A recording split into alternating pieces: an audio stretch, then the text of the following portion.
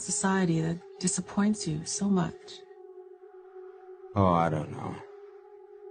Is it that we collectively thought Steve Jobs was a great man, even when we knew he made billions off the backs of children? Or maybe it's that it feels like all our heroes are counterfeit.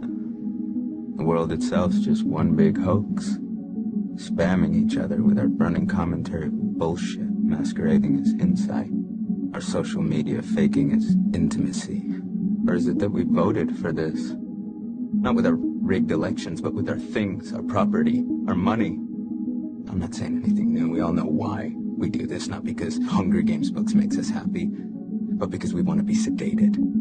Because it's painful not to pretend. Because we're cowards. Fuck society. Real quick, so this is 1968 on BBC. This is a year before the fake moon landing. They fucking told everybody. And they do that for a variety of reasons. One, according to their religion, they relieve themselves of their karmic responsibility. Because if you tell people and you make it available, you're not trapping people. It's consent driven. And then later when people watch it and realize that they've been tricked the whole time, it's a demoralization tactic.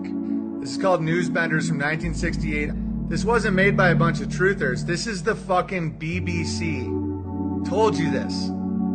And you still did it. You're going to make this happen? No. We're going to make models much cheaper. Then we photograph the models. Fake newsreels? That's fake newsreels. For the past 10 years, people have been looking at our fake newsreels and listening to our fake commentaries. And they accept it for the truth. And you can do it. Stop 100 people in the street. How many of them have actually seen a missile or a satellite? They're just told they exist and they believe it. Yeah, you're getting there. I knew you would. You didn't really believe there were all these things whizzing about up there, did you? Sputniks and rockets. Astronauts crossing their legs for 8 days. How long has this been going on? Since Hiroshima. And the H-bomb, you mean, that doesn't work either? Right. Dirty. Very, very dirty. What was your first reaction? Relief. Oh, yes. Yes, it has to be relief.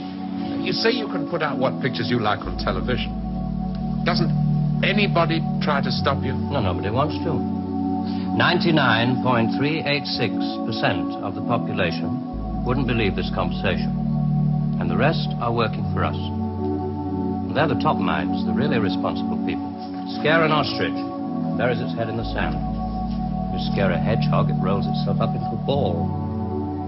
When a woman's frightened, she goes out and buys herself a hat. You mean you scare us so that we'll buy more, so that money moves quicker, production moves up? We don't say scare when we talk about human beings. We say threaten them emotionally. And there are all sorts of ways of not just the big ones like the hydrogen bomb. Overcrowd them a little with bad planning. Sell them too many motor cars. Anything to keep them a little bit removed from reality. Nowadays, people don't work for money. They work for the idea of money. They don't even love for love. They love for the idea of love.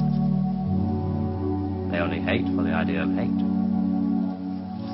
It took us 5 years to find a non-addictive drug, one we could pay off against the hard drugs. LSD. You marketed that? Oh, yes, of course. And for a very good reason. Some of these protest movements are getting a little bit too close to the mark. LSD gave them nice little hallucinations. Made them talk like 3-year-olds. Throw flowers at policemen. Politicians are easy to control.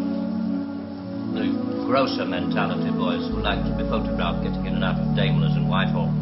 They come right at the bottom of our organization. A few rungs up the ladder, there are the people in the top secret factories. Just those in a position to know they're making weapons that don't really work. There must come a time when somebody wants to use one of those weapons. I mean, somebody is standing there with a finger on the button. Well, that's the beauty of it. Nobody presses the button. Just who the hell are you? It's obvious, isn't it? Just a very few of the top people in communications. in every major country in the world.